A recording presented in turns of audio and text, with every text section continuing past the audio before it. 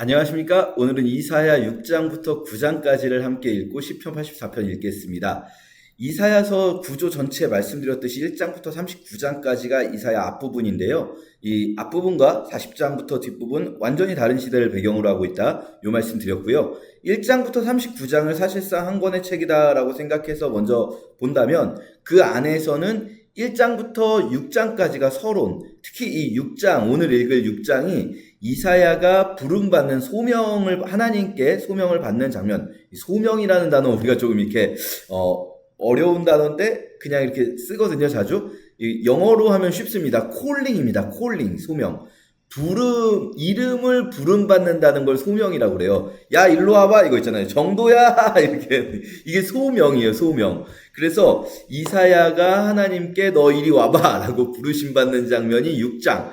그리고 이제 7장부터 39장까지가 본론 부분인데, 이 본론 부분의 앞, 뒤를 역사적 에피소드로 감싸고 있다. 중간 부분은 사실상 예언의 그 메시지 내용 자체예요. 설교 자체. 그런데 7장, 8장에 하나의 에피소드가 오늘 나옵니다. 그래서 오늘 6장은 부르심받는 장면, 7, 8장 하나의 역사적 에피소드, 그리고 9장부터가 이제 본격적인 예언의 첫 장면입니다. 9장도 굉장히 중요해요. 예언의 첫 번째 부분이기 때문에 오늘 본문 하나도 버릴 게 없습니다. 정말 중요한 본문입니다. 먼저 이사야가 부름받는 때는요, 우시야 왕이 죽던 해입니다.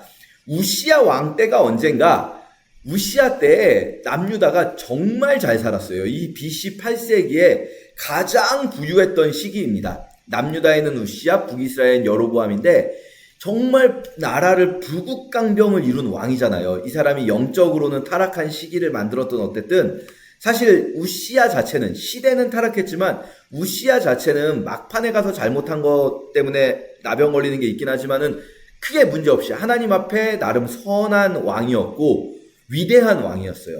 그런데 그 우시야 왕이 죽었다라는 거는요, 어떻게 보면은 굉장히 국가적으로 절망적인 상황일 수가 있어요. 이 사람은 그러니까 부국강병을 이룬 탁월한 인재였을 뿐 아니라 영적으로도 이 사람은 나름 하나님 앞에 신실한 사람이었고 잘못해서 혼난 다음에 다시 회개했기 때문에 이 사람이 있으면 그래도 이 나라가 돌이킬 수 있는 어떤 희망이 있는 것처럼 보일 수가 있죠. 백성들이, 그리고 백성의 중간 지도자들이 악을 행하지만 우시야 왕이 있다면, 그리고 우시야가 이제 나병에서 돌아와서 이 나병에 걸렸지만 회개했기 때문에 이제 하나님께서 뭔가 도와주시지 않을까 이런 생각을 할 수 있는데 우시야가 죽었어요. 이 사람 되게 오래 했거든요. 남유다 왕 중에 가장 오래 집권한 사람입니다. 장수한, 우리나라의 장수왕처럼 고구려의 장수한 사람인데, 그런데 이 사람이 죽으니까 이제 어떻게 보면 왕좌가 빈 상황.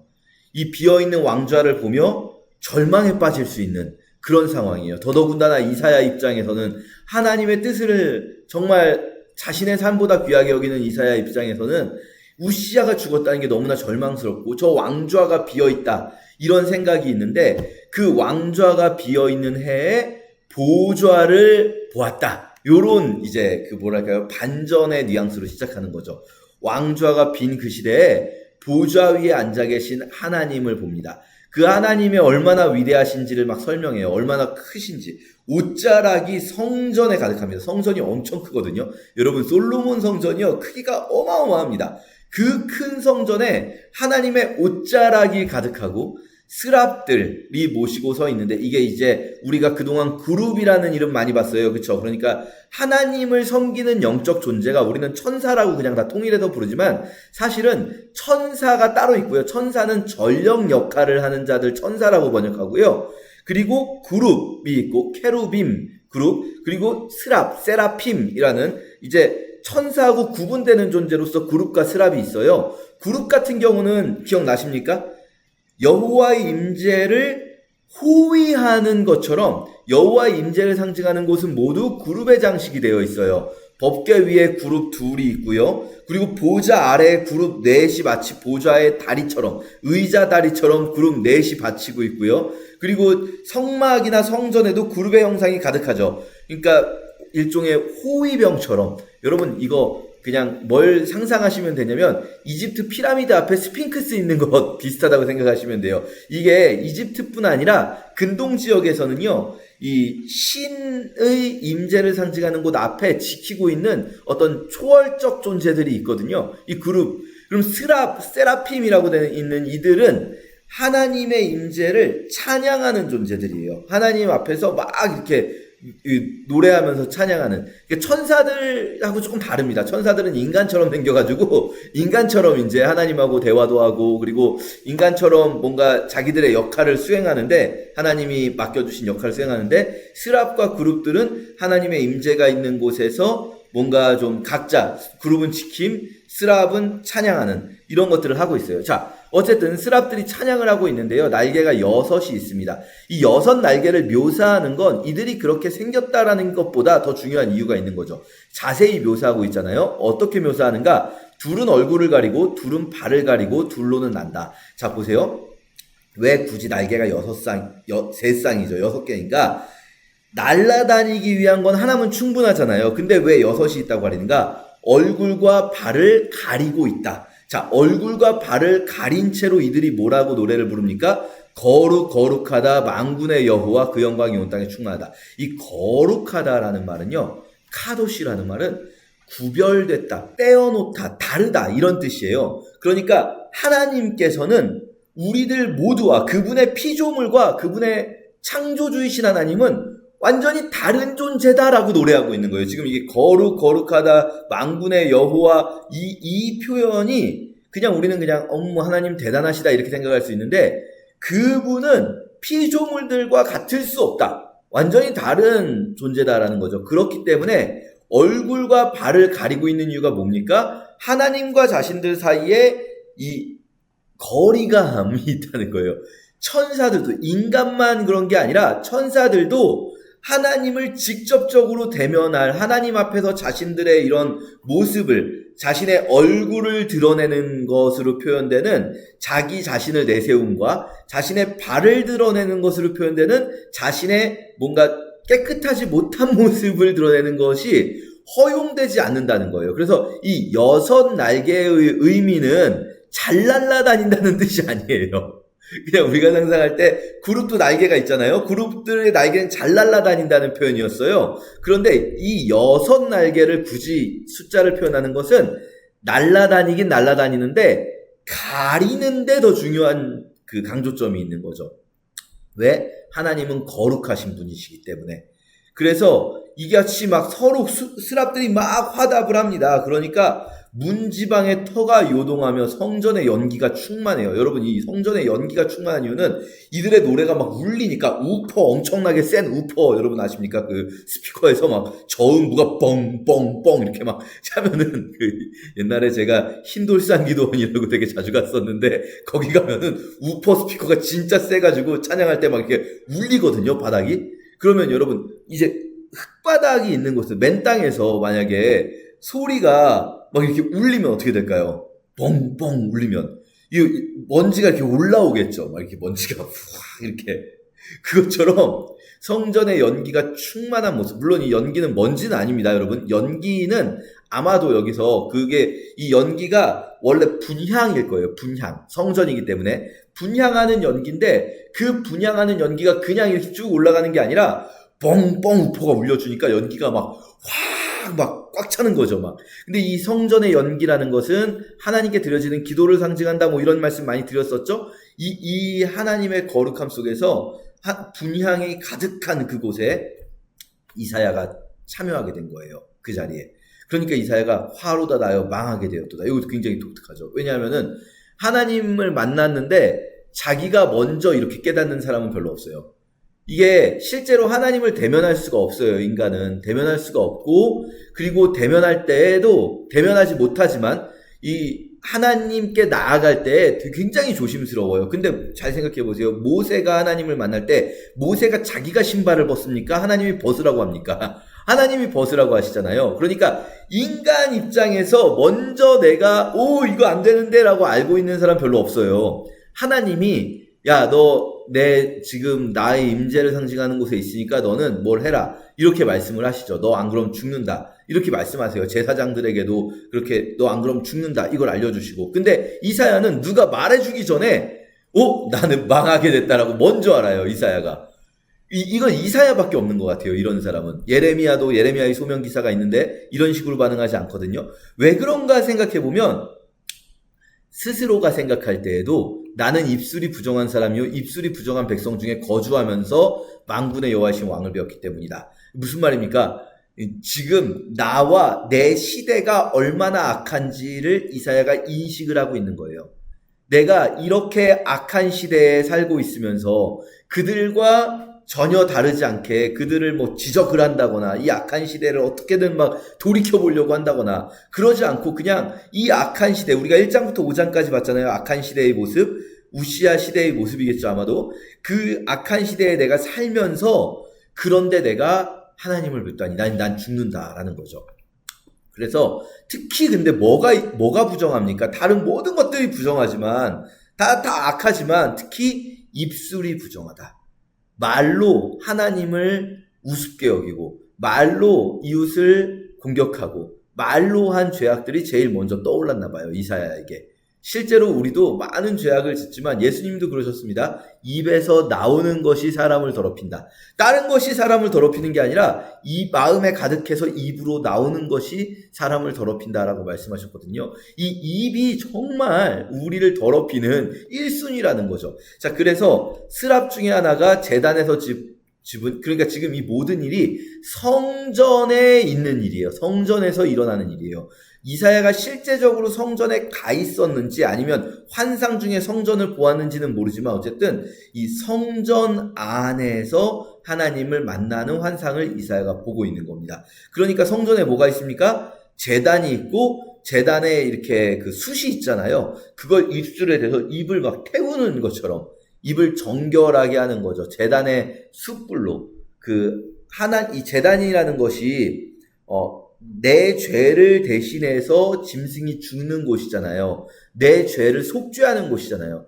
그 제단이 지금 내 입으로 옮겨온 거예요.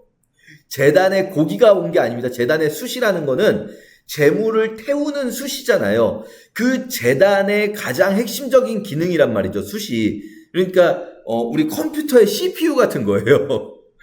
컴퓨터의 CPU를 빼다가 나에게 붙였다 이런 느낌처럼 이 제단의 가장 중요한 부품이라고 할 수 있는 기능을 하는 숯을 가져왔다는 건 이 제단이 내 입에 옮겨온 겁니다. 내 입을 태우는 거죠. 내 입술을 거룩하게 만드는 겁니다. 자, 이제 네 악이 죄해졌다. 입에 닿으니까.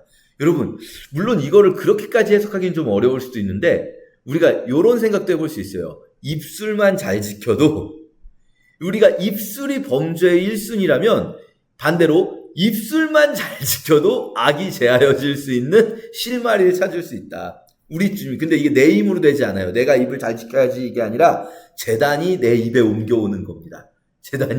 이 제단의 숯불로 내 입을 태워주시는 거죠.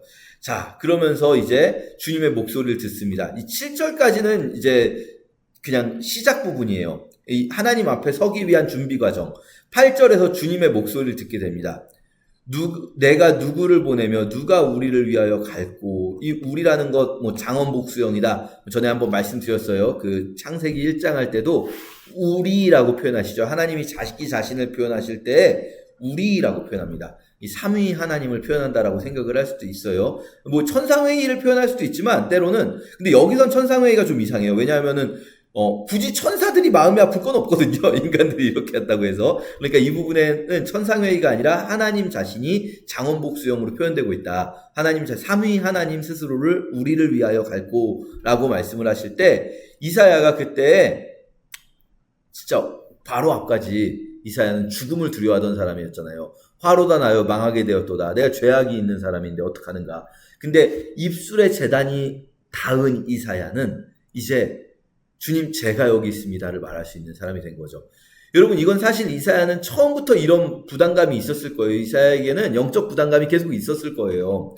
그러니까 하나님이 이사야를 부르셨겠죠. 그리고 그러니까 하나님 앞에 있을 때 자신이 죄인이라는 것을 제일 먼저 깨달았겠죠. 왜냐하면 그게 그 전부터 부담이었던 거겠죠, 이사야에게. 이 시대의 죄를 바라보면서 내가 뭘 할 수 있는가를 늘 아파했겠죠. 그런데 실제로 할 수 있는 건 없다라고 생각하고 있을 때 하나님의 보좌를 보게 되고 하나님의 제단 숯불이 내 입술에 대어졌을 때 이사야는 이제 당당하게 말하는 겁니다. 하나님, 제가 가겠습니다. 하나님, 이 시대를 위해 제가 가겠습니다. 우리 이 설교 많이 들으셨을 거예요, 여러분. 아마 누가 이 시대를 위해 가겠습니까? 그러면 제가 여기 있습니다. 저를 써주십시오. 나를 보내주십시오. 우리 찬양으로도 있지 않습니까? 나를 보내소서. 이 마음이 사실 우리 모든 그리스도인들에게 있어야죠. 자, 그래서 하나님께서 말씀하시는데요. 근데 흥미로운, 요건 사실 이사야가 시작이지만 모든 선지자 비슷합니다. 흥미로운 말씀을 하시는데 말하라라고 하려면 그럼 말해서 깨닫게 하라가 자연스럽잖아요. 근데 하나님께서는 이렇게 말씀하세요. 가서 말해. 그들이 들어도 깨닫지 못할 거야. 그럼 뭐하러 말하게 하십니까? 아니, 말해. 그러면 말하면 깨달을 거야. 이게 자연스러운데 그렇지가 않아요. 말해도 못 알아들을 거야. 근데도 말해. 이게 선지자들을 보내시는 하나님의 마음입니다. 오히려 그 백성들이 못 알아듣게 해라 라고 말해요. 왜냐? 그들이 눈으로 보고 귀로 듣고 마음으로 깨닫고 돌아와서 고침받지 말아야 된다는 거예요. 돌아와서 고침받으면 안 된다는 거예요, 그들이. 아니, 그럼 선지자를 뭐하러 보냅니까? 이사야 입장에서도 당황스러울 거예요, 아마. 아니, 저를 보내서 그들을 돌이키시려는 거 아니셨어요? 돌이키지 못하게 할 거면 저를 뭐하러 보내시죠? 그러니까 주님, 언제까지 그렇게 하시려고요? 어느 때까지입니까? 하시니까 다 무너질 때까지. 다 무너질 때까지는, 그때까지는 그들이 회개하지 못하게 할 거다라고 하시는 거예요. 10분의 1이 남아있어도 그것도 무너질 때까지, 구루터기만 남길 때까지 그렇게 할 거다라고 하시는 거예요. 무슨 말인가? 적당히 회개하고 적당히 돌아오는 것, 그것 용납 안 하신다는 겁니다. 완전히 무너지고 진짜로 돌이킬 수 있는 구루터기만 남을 때까지. 나무로 따지면요, 이게 병이 걸려가지고 이 가지가 완전히 다 병이 걸리면 이 병 걸린 가지를 회복시킬 수 있는 때도 있지만 어느 정도 심하게 병이 걸리면 어떻게 합니까? 잘라버려요. 그 병난 부분 잘라버려요. 그래야 깨끗한 부분에서 날 때까지. 지금 이스라엘의 깨끗한 부분은 구루터기밖에 안 남아있는 거예요. 구루터기밖에. 그러면 그 구루터기만 남기고 다 잘라버린다는 거예요. 그래야 그 구루터기에서부터 이제 다시 나올 수 있으니까요. 그러니까 이사야 입장에서 이거는 굉장히 슬픈 일이죠. 왜냐하면 내 백성, 내 민족을 다 죽이신다는 거니까. 하지만 여전히 그래도 소망이 남아있는 거죠. 다 뽑아버리진 않고 구루터기는 남기신다는 거예요. 이사야의 사역, 이제부터 선지자들 BC 8세기, 특히 여러분 이건 BC 8세기 기준입니다. BC 8세기 선지자들의 사역은 바로 이겁니다. 이들을 돌이키기 위한 게 아니라요, 이들이 망하고 났을 때, 멸망한 다음에 그 다음 세대가 일어날 힘을 미리 주기 위한 거예요. 왜냐하면 여러분, 그럼 그때 가서 말씀하시면 되잖아. 아니요, 그냥 망한 다음에 그 다음에 말씀하시면 하나님 우리 버렸었잖아요, 이럴 수 있잖아요, 그들이. 근데 그게 아니라, 그리고 사실 그들이 하나님께을 안 믿고, 아니 망하게 할 땐 언제고 이제 와서 다 망하고 나니까 회복시킨다고 하면 그걸 어떻게 믿어? 막 이럴 수도 있잖아요.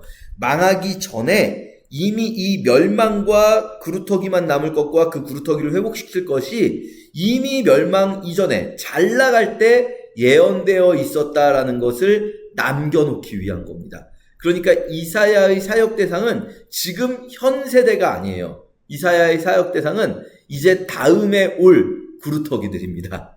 물론 이사야는 현 세대를 향하여 사역하지만 실제로 이 말씀을 듣고 회복될 자들은 다음 세대인 거예요. 자, 그리고 이제 6장 소명기사는 보세요. 우시야 왕이 죽던 해잖아요. 그럼 우시야 다음에 왕이 누굽니까? 우시야 요담이잖아요. 근데 요담을 뛰어넘어요, 사실. 요담을 뛰어넘고 7장에서는 우시야의 손자요 요담의 아들인 아하스 때로 넘어갑니다. 자, 요때는요, 시기가 바뀌어요, 이제. BC 8세기 한창 우시야 때를 지나서 아하스 때가 되면 이스라엘이 잘 살던 시대가 더 이상 아니에요. 더 이상 이제 북이스라엘과 남유다가 잘 사는 시대가 아니라 아시리아가 발호해서 아시리아에 의해서 이 레반트 지역 전체, 그러니까 시리아 지역에 있는 아람, 그리고 뭐 레바논 쪽에 있는 지금 뭐 두로와 시돈, 그리고 뭐 블레셋이라든지 모압, 암몬, 에돔 이런 조그만 나라들 있잖아요. 이 지중해의 동쪽 끝에 있는 지역, 레반트 지역이라고 부른다고 말씀드렸는데, 이 레반트 지역의 나라들이 전부 아시리아에게 위협을 받고 있는 시점이에요, 이제. 이게 아하스 때인데요. 이때 아람의 르신 왕과 르말라의 아들 이스라엘 왕 베가가 올라와서 예루살렘을 쳐요. 요거 배경 상황 우리가 열왕기 할 때 배웠어요. 여러분 기억나십니까? 열왕기 때 배웠는데. 요게 어떤 상황이냐면 지금 레반트 지역이, 그러니까 가장 큰 나라가, 이때 가장 힘이 있는 나라가 두 나라가 북이스라엘 위에 있는 시리아 지역에 아람이 있어요. 아람의 르신과 그리고 북이스라엘이 있어요. 그래서 이 아람과 북이스라엘 연합군이, 이 시리아 에브라임 연합이라고 그래요. 시리아 에브라임 연합군이 이 레반트 지역을 하나로 모아서 아시리아와 싸워보려고 하는 상황이에요. 아시리아가 막 강력하게 제국을 이루어가고 있는 시점에 아시리아가 침공에 들어오니까 아람이 각계격파당할 상황이잖아요. 그러니까 아람, 북이스라엘 전부 다 참전합니다. 이 전쟁에 에돔이건 블레셋이건 전부 다 참여해서 반아시리아 연합군을 만드는데, 이때 남유다의 아하스는 반아시리아 연합군에 참여하지 않습니다. 왜 참여하지 않을까요? 아하스가. 여러분 기억나십니까? 이거 복습인데. 참여하지 않는 이유가 뭘까요? 두 가지를 생각할 수가 있죠. 하나님께서는요, 이런 식으로 무슨 이 외교적인 힘을 얻어가지고 뭐 연합군 만들어서 저항하고 이런 걸 원하지 않으셨어요. 왜냐하면 아시리아는 하나님의 회초리다. 너희가 할 일은 연합군 만들어서 저항하는 게 아니라 이 하나님의 회초리에 맞으면서 회개해서 돌이키면 빨리 회초리가 걷어지는 게 너희가 할 일이다. 이게 하나님의 뜻이죠. 이제 나중에 이사야가 얘기하는 겁니다.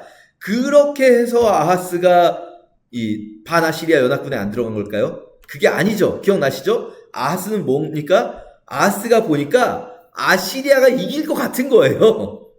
아시리아 대 반아시리아 연합군을 이렇게 놓고 재보니까 아하스가 보기엔 아시리아가 이기겠네 싶으니까 반아시리아 연합군에 들어가지 않는 거죠. 그러니까 이 반아시리아 연합군이 아시리아를 치기에 앞서서 먼저 아시리아가 침공에 들어오면 그걸 막기 전에, 아시리아가 침공에 들어왔는데 반대쪽에 있는 남유다에서 이렇게 아시리아를 도와서 호응하면은 곤란하잖아요. 그러니까 유다를 먼저 정리하려고 하는 거예요. 아시리아가 치러 들어오기 전에 빨리 유다부터 정리하자 해서 이 시리아 에브라임 연합군, 에브라임이라는 이름은 북이스라엘을 에브라임이라고도 많이 부릅니다. 그래서 아람이 에브라임과 동맹했다는 게, 북이스라엘의 주도 세력이 에브라임 지파잖아요. 에브라임 산지가 북이스라엘의 가장 중요한 지역이고, 그러니까 에브라임이라고 부르는데, 자, 이런 상황에서 아하스가 마음이 어렵겠죠. 어떡하지? 이러고 있을 때 이사야 선지자가 네가 아하스를 만나라 라고 말씀하세요. 그런데요, 지금 이사야 선지자는 보세요. 이미 우시야 때부터 활동을 했죠. 우시야, 요담, 아하스까지 활동을 했잖아요. 그리고 이사야는요, 보면 왕족인 것 같아요. 이사야는 왕궁 안에서 생활하는 것 같고, 나중에 히스기야 때도 보면, 그리고 왕궁에 굉장히 어른쯤 되는 사람인 거예요. 이 예언자인 동시에, 예언자들이요 사실 되게 다양합니다. 뭐 에스겔처럼 제사장인 사람도 있고, 아모스 같은 경우는 나는 그냥 목동이다 라고 말하는 사람도 있는가 하면, 이사야는 아무래도 왕족 같아요. 그러니까 이 왕가의 어른이신 이사야가 아하스를 만난 거예요. 그래서 아하스에게 말을 하는 거예요. 야, 너 뭐 르신과 베가 얘네들이 막 아무리 니네를 쳐들어와도 염려하지 말아라. 걔네들은 연기나는 부직갱이 구루터기에 불과하니까 두려워하지 말고 낙심하지 말아라. 얘네들 아무것도 아니야. 그냥 니네들 걔네들이 무슨 이런 말을 해. 우리가 유다를 치고 뭐 이렇게 할 거라고 말하는데 그 일은 이루어지지 않을 거야. 어차피 아람도 망하고 에브라임도 망할 거야. 그러니까 걱정하지 마라고 하면서 너 징조를 구해라. 넌 믿음이 없는 것 같아. 이 하레비가 보니까 이 젊은 왕이셔. 하레비가 보니까 당신 징조를 구해서 믿음을 얻으십시오. 믿음을 굳건히 하십시오. 그런데 아하스가 저는 여호와를 시험하지 않습니다. 이 사람이 믿음이 좋아서 하는 말일까요? 아니죠. 애초부터 사실 아하스는 계획이 있어요. 너는 다 계획이 있구냐. 아하스의 계획은 뭘까요? 아하스의 계획은 아시리아한테 SOS 치는 거예요. 그러니까 아니요, 아시리아한테 SOS 치면 되는데 뭘 또 하나님께 징조까지 구합니까? 이런 거 있잖아요. 우리도 그런 거 있잖아요. 정말 하나님께 기도하면서 간절히 매달려야 되는데 어떤 분들은 뭘 또 그런 걸 하나님께 구합니까? 저는 그런 것까지 하나님께 구하진 않아요. 이게 막 믿음 좋은 것처럼 이렇게 생각을 해요. 스스로도 착각을 해요. 믿음 좋은 것처럼. 근데 생각해보면 자기 나름대로 다른 데로 머리 굴리고 있는 거죠. 아하스가 딱 그런 사람이에요. 그러니까 이사야가 아니야, 좀 징조를 구해. 왜 이걸 작은 일로 여기냐. 이거 정말 중요한 일인데 하나님을 괴롭히지 말고 징조를 보여주실 거니까 잘 기다려. 어떤 징조냐. 여기서 너무 유명한 말씀이 나오죠. 예루살렘 성 안에서 처녀가 잉태했다는 이야기를 듣게 될 거예요. 이 결혼하지 않은 남자를 알지 못하는 처녀가 애를 뱄다고 하면 이게 소문이 나지 않겠습니까? 이게 아니 뭐 이런 회개망측한 일이 다 있어 하면서 소문이 날 거 아니에요. 그러니까 아하스가 아는 어떤 뭐 소문을 통해 듣게 되든 어떻게 되든 누군가가 처녀인데 잉태해서 아기를 낳게 됐다라는 거예요. 그리고 걔네 엄마가 걔 이름을 임마누엘이라고 짓게 했다라는 소문을 듣게 될 거라는 거예요. 그런 이야기를. 그게 뭐 소문으로 듣든 아니면 아하스 가문 안에서 이런 일이 벌어지든 처녀가 잉태해서 아들을 낳고 애 이름을 임마누엘이라고 짓는 일을 네가 보게 될 건데, 듣게 될 건데, 그 아이가 이 선을 할 줄 알게 되면, 엉긴 젖과 꿀을 먹을 때가 되면 무슨 말입니까? 애가 좀 크고 나면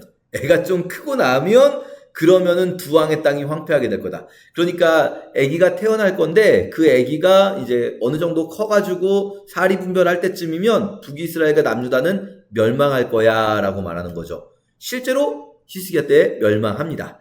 이 아람이 BC 732년 북이스라엘 722년 이렇게 망하거든요. 근데 아하스 너와 너의 백성과 아버지 집에도 아스루 왕이기 때문에 고생을 하게 될 거야 라는 이야기를 쭉 하세요. 문제는 이제 아하스는 이거 한 귀로 듣고 한 귀로 흘려가지고 아시리아에게 SOS 쳤다가 우리 배웠죠? 아시리아에게 실제로 당하게 되죠. 아시리아가 아하스를 도와주러 온 게 아니라 온 김에 겸사겸사 아하스까지 쳐버리는 그런 폐영무도한 짓을 벌이게 됩니다. 그리고 이제 8장은 아하스하고는 헤어진 다음인 것 같아요. 같은 시기 아시리아의 침공 앞에서 남유다가 뭐 북이스라엘 아람 연합군에게 공격당하는 그런 시기에 이 아하스가 아니라 이제 이사야에게 하나님이 하신 말씀입니다. 이사야에게는 마알살렐 하스바스라는 이름을 쓰게 하시고 아이를 낳았을 때 애 이름을 마알살렐 하스바스라 이제 예언적 이름을 짓게 하는 거죠. 마치 임마누엘도 하나님이 우리와 함께 하신다라는 이 예언적 이름이 있는 것처럼 마알살렐 하스바스 노략이 속히 임한다. 그러니까 아시리아의 노략이 속히 임할 거다. 아시리아가 이제 곧 공격할 거다라는 이름을 자기 애 이름을 하나님이 주신 이런 좀 불길한 어쩌면 예언적 이름으로 짓게 되죠. 이 예언자들의 삶은요. 좀 좋지는 않습니다. 자기 애 이름을 불길한 이름으로 짓게 되고 뭐 이런 일들도 있지 않습니까? 자, 그래서 어쨌든 우리가 요 8장까지 볼 수가 있고요. 9장에서부터 이제 본격적인 예언인데, 자, 이 예언, 이제 9장부터 나오는 예언을 제가 짧게 몇 가지만 말씀드릴게요. 예언서가 왜 구약 성경의 맨 마지막에 붙어 있는가? 이 질문은 여러분 그냥 맨 뒤에 있는 거 아니야 라고 생각하실 수 있지만 잘 생각해 보세요. 시간 순서대로라면 이사야서는 11기쯤에 가서 붙어 있어야 되는 거예요. 그렇죠? 그리고 실제 원래 있었던 유대인들이 보는 구약 성경은요. 예언서가 더 앞에 붙어 있고 맨 끝에 느헤미야로 끝납니다. 그러니까 예언서가 뒤에 붙어 있게 되는 것은 역사를 흘러오면서 어느 순간부터 우리가 확인하게 되는 건 BC 2세기에 번역되었다는 70인역이라는 BC 2세기의 구약 성경을 그리스어로 번역한 책부터인 것 같은데, 그런데 왜 그러면은 예언서를 맨 뒤에다가 배치하게 되는가? 느헤미야로 끝나면요. 느헤미야는 좋게 끝나요, 내용이. 이제 백성들이 에스라와 느헤미야의 회개운동으로 다시 한번 잘해보자 하면서 와 하면서 끝나요. 그럼 쫙 책을 덮으면서 맨 마지막 장이 느헤미야가 딱 끝나면 좋게 끝났구나, 이제 끝났구나 라는 느낌이죠. 하지만 이 실제로 구약에서 끝나면 안 되잖아요. 신약을 바라보아야 되잖아요. 예언서는 마지막까지 엉망진창인 상태예요. 말라기까지. 그런데 계속 뭘 구하냐면요. 메시아가 와야 된다. 이거 메시아가 오기 전엔 답 없어. 메시아가 와야 된다. 메시아에 대한 갈망을 끊임없이 드러내는 게 예언서예요. 그러니까 예언서를 뒤에 붙여놓으면 예언서가 중간에 있지 않고 예언서가 먼저 있고 그 다음에 느헤미야로 끝나는 게 아니라 예언서를 뒤에 배치시키면 예언서를 딱 덮었을 때 마지막까지 봤을 때 이제 메시아가 오셔야겠구나. 신약을 기대하게 하죠.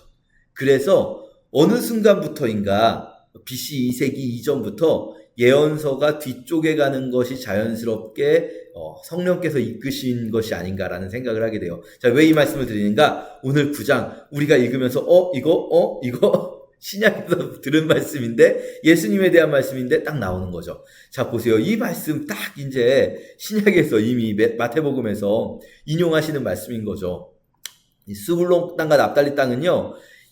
멸시를 당하던 땅이에요. 왜냐하면 이 땅 스불론 지파와 납달리 지파가 있는 갈릴리 지역이 에브라임 중심의 북이스라엘에서 외곽 지역이에요. 그러니까 에브라임 산지와 므낫세 산지까지가 이 에브라임 북이스라엘의 중심지고 납달리 스불론이 있는 갈릴리 지역은 별로 중요하지 않아서 실제로 많이 이방에 뺏기기도 해요. 그러니까 이방의 갈릴리라고 하잖아요. 사실 갈릴리 지역은 스불론 납달리 지역인데 여기는 이방에게 뺏겼던 시기가 더 길어요. 사실 이스라엘 땅이 아닌 시기가 더 길어요. 우리나라로 치면은 뭐 간도, 만주 이런 데 있잖아요. 이런 데가 우리나라 땅인 적도 있지만 우리나라 땅이 아닌 적도 있고 그렇잖아요. 이렇게 왔다 갔다 하잖아요. 그것처럼 이 지역이 말하자면 이스라엘 여호수아 때에는 점령하라고 해서 이스라엘 땅이라고 했지만 실제로 이스라엘 땅이 아닌 적이 더 많은 이방에 뺏긴 지역이 더 많은 거예요. 이스라엘에게 중요한 건 에브라임, 므낫세 그리고 그 위에 이스라엘 평야까지.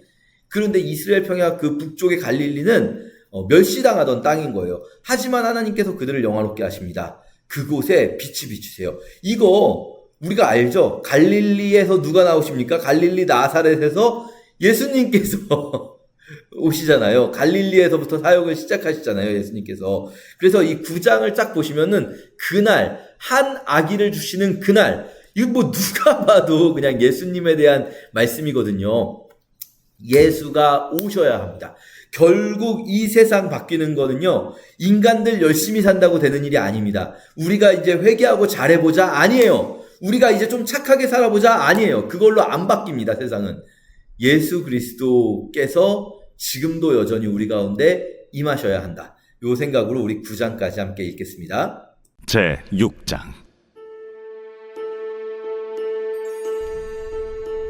우시야 왕이 죽던 해에 내가 본즉 주께서 높이 들린 보좌에 앉으셨는데 그의 옷자락은 성전에 가득하였고 스랍들이 모시고 섰는데 각기 6 날개가 있어 그 둘로는 자기의 얼굴을 가리었고 그 둘로는 자기의 발을 가리었고 그 둘로는 날며 서로 불러 이르되 거룩하다, 거룩하다, 거룩하다, 만군의 여호와여, 그의 영광이 온 땅에 충만하도다. 이같이 화답하는 자의 소리로 말미암아 문지방의 터가 요동하며 성전의 연기가 충만한지라. 그때에 내가 말하되 화로다, 나여 망하게 되었도다. 나는 입술이 부정한 사람이요 나는 입술이 부정한 백성 중에 거주하면서 만군의 여호와이신 왕을 배웠음이로다 하였더라. 그때에 그 스랍 중에 하나가 부젓가락으로 제단에서 집은 바 핀수칠 손에 가지고 내게로 날아와서 그것을 내 입술에 대며 이르되 보라, 이것이 내 입에 닿았으니 내 악이 체하여졌고 내 죄가 사하여졌느니라. 내가 또 주의 목소리를 들으니 주께서 이르시되 내가 누구를 보내며 누가 우리를 위하여 갈꼬? 내가 여기 있나이다. 나를 보내소서. 가서 이 백성에게 이르기를 너희가 듣기는 들어도 깨닫지 못할 것이요 보기는 보아도 알지 못하리라 하여 이 백성의 마음을 둔하게 하며 그들의 귀가 막히고 그들의 눈이 감기게 하라. 염려하건대 그들이 눈으로 보고 귀로 듣고 마음으로 깨닫고 다시 돌아와 고침을 받을까 하노라. 주여, 어느 때까지니까? 성읍들은 황폐하여 주민이 없으며 가옥들에는 사람이 없고 이 토지는 황폐하게 되며 여호와께서 사람들을 멀리 옮기셔서 이 땅 가운데 황폐한 곳이 많을 때까지니라. 그 중에 10분의 1이 아직 남아 있을지라도 이것도 황폐하게 될 것이나 밤나무와 상술나무가 배임을 당하여도 그 그루터기는 남아 있는 것 같이 거룩한 씨가 이 땅에 그루터기니라.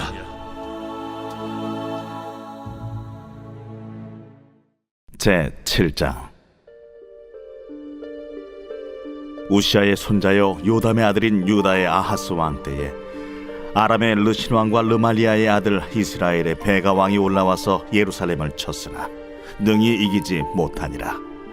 어떤 사람이 다윗의 집에 알려 이르되 아람이 에브라임과 동맹하였다. 하였으므로 왕의 마음과 그의 백성의 마음이 숲이 바람에 흔들림 같이 흔들렸더라. 그때에 여호와께서 이사야에게 이르시되 너와 내 아들 스왈야숲은 윗못 수도 끝 세탁자의 밭 큰 길에 나가서 아스를 만나 그에게 이르기를 너는 상가며 조용하라. 르신과 아람과 르말리아의 아들이 심히 노할지라도 이들은 연기나는 두 부직갱이 그루터기에 불과하니 두려워하지 말며 낙심하지 말라. 아람과 에브라임과 르말리아의 아들이 악한 꾀로 너를 대적하여 이르기를 우리가 올라가 유다를 쳐서 그것을 쓰러뜨리고 우리를 위하여 그것을 무너뜨리고 다베엘의 아들을 그 중에 세워 왕으로 삼자 하였으나 주 여호와의 말씀이 그 일은 서지 못하며 이루어지지 못하리라.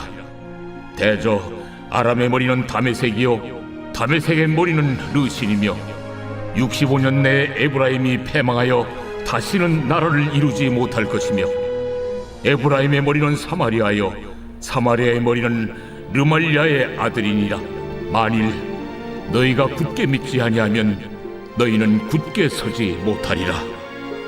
여호와께서 또 아하스에게 말씀하여 이르시되 너는 내 하나님 여호와께 한 징조를 구하되 깊은 데서든지 높은 데서든지 구하라.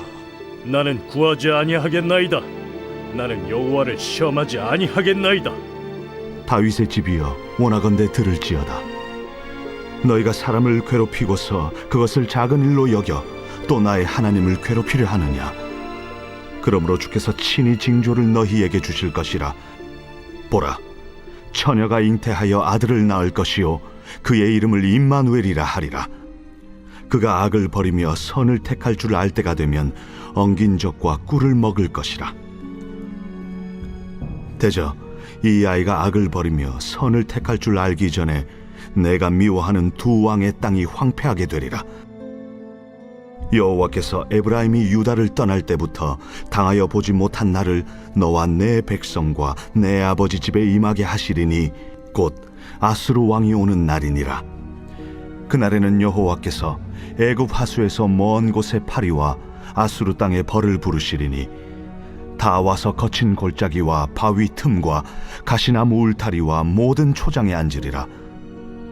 그날에는 주께서 하수 저쪽에서 새내어 온 삭도 곧 아수르 왕으로 내 백성의 머리털과 발털을 미실 것이요 수염도 깎으시리라. 그날에는 사람이 한 어린 암소와 두 양을 기르리니 그것들이 내는 젖이 많음으로 엉긴 젖을 먹을 것이라.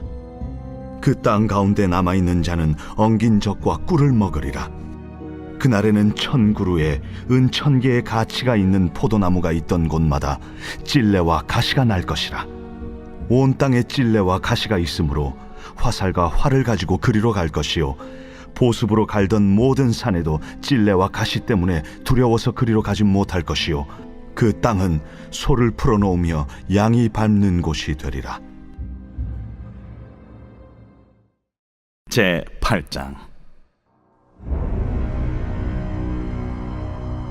여호와께서 내게 이르시되 너는 큰 서판을 가지고 그 위에 통용 문자로 마엘살랄 하스바스라 쓰라. 내가 진실한 증인 제사장 우리아와 여베리기아의 아들 스가랴를 불러 증언하게 하리라. 내가 내 아내를 가까이 하매 그가 임신하여 아들을 낳은지라. 여호와께서 내게 이르시되 그의 이름은 마일살랄 하스바스라 하라. 이는 이 아이가 내 아빠 내 엄마라 부를 줄을 알기 전에 다메섹의 제물과 사마리아의 노약물이 아수르 왕 앞에 옮겨질 것입니다. 여호와께서 다시 내게 말씀하여 이르시되 이 백성이 천천히 흐르는 실로암 물을 버리고 르신과 르말리아의 아들을 기뻐하느니라.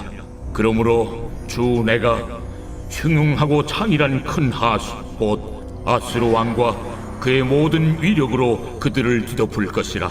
그 모든 골짜기에 차고 모든 언덕에 넘쳐 흘러 유다에 들어와서 가득하여 목에까지 미치리라.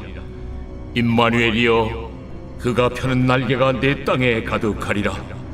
너희 민족들아 함성을 질러보아라. 그러나 끝내 패망하리라. 너희 먼 나라 백성들아 들을지니라. 너희 허리를 동이라. 그러나 끝내 패망하리라. 너희 허리에 띠를 띠라. 그러나 끝내 패망하리라. 너희는 함께 계획하라. 그러나 끝내 이루지 못하리라. 말을 해보아라. 끝내 시행되지 못하리라. 이는 하나님이 우리와 함께 계심이니라. 여호와께서 강한 손으로 내게 알려주시며 이 백성의 길로 가지 말 것을 내게 깨우쳐 이르시되 이 백성이 반역자가 있다고 말하여도 너희는 그 모든 말을 따라 반역자가 있다고 하지 말며 그들이 두려워하는 것을 너희는 두려워하지 말며 놀라지 말고 만군의 여호와 그를 너희가 거룩하다 하고 그를 너희가 두려워하며 무서워할 자로 삼으라. 그가 성소가 되시리라. 그러나 이스라엘의 두 집에는 걸림돌과 걸려 넘어지는 반석이 되실 것이며 예루살렘 주민에게는 함정과 올무가 되시리니 많은 사람들이 그로 말미암아 걸려 넘어질 것이며 부러질 것이며 덫에 걸려 잡힐 것이니라. 너는 증거의 말씀을 싸매며 율법을 내 제자들 가운데서 봉함하라. 이제 야곱의 집에 대하여 얼굴을 가리시는 여호와를 나는 기다리며 그를 바라보리라. 보라, 나와 민 여호와께서 내게 주신 자녀들이 이스라엘 중에 징조와 예표가 되었나니 이는 시온산에 계신 만군의 여호와께로 말미암은 것이니라. 어떤 사람이 너희에게 말하기를 주절거리며 속살거리는 신접한 자와 마술사에게 물으라 하거든 백성이 자기 하나님께 구할 것이 아니냐 산자를 위하여 죽은 자에게 구하겠느냐 하라. 마땅히 율법과 증거의 말씀을 따를지니 그들이 말하는 바가 이 말씀에 맞지 아니하면 그들이 정녕 아침 빛을 보지 못하고 이 땅으로 헤매며 곤고하며 굶주릴 것이라. 그가 굶주릴 때에 격분하여 자기의 왕과 자기의 하나님을 저주할 것이며 위를 쳐다보거나 땅을 굽어보아도 환난과 흑암과 고통의 흑암뿐이리니 그들이 심한 흑암 가운데로 쫓겨 들어가리라.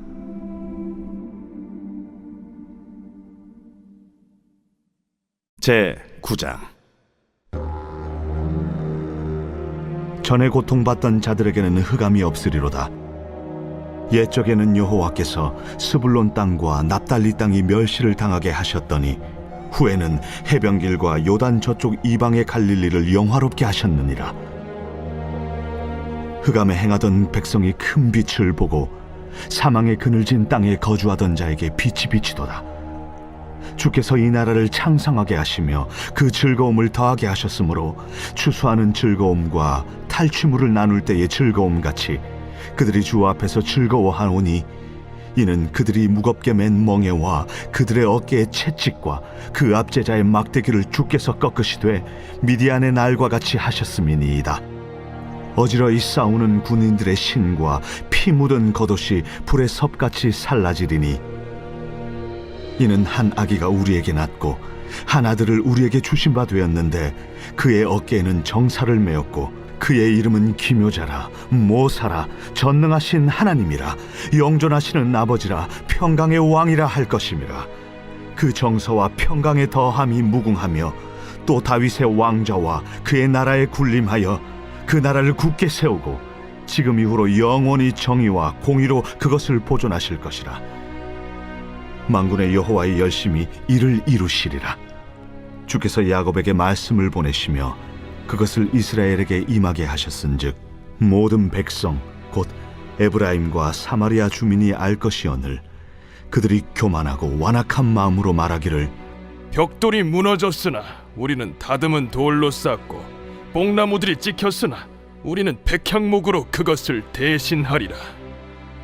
그러므로 여호와께서 르신의 대적들을 일으켜 그를 치게 하시며 그의 원수들을 격동시키시리니 앞에는 아람 사람이요 뒤에는 블레셋 사람이라. 그들이 모두 입을 벌려 이스라엘을 삼키리라.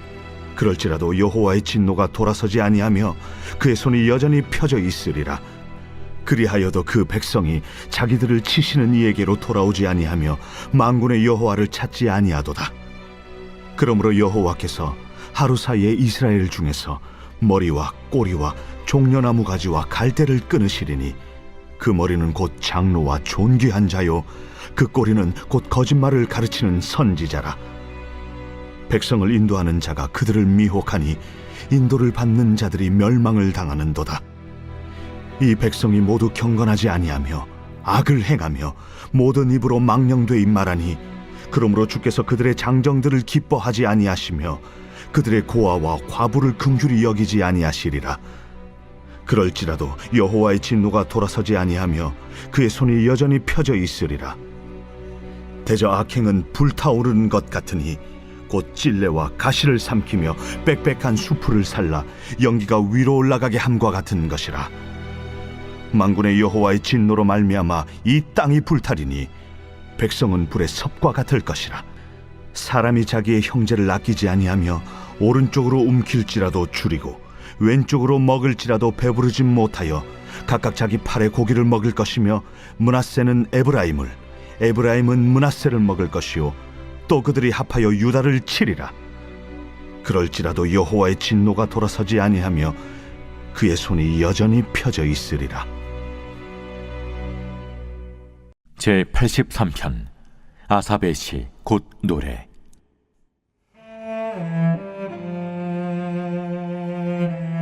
하나님이여 침묵하지 마소서.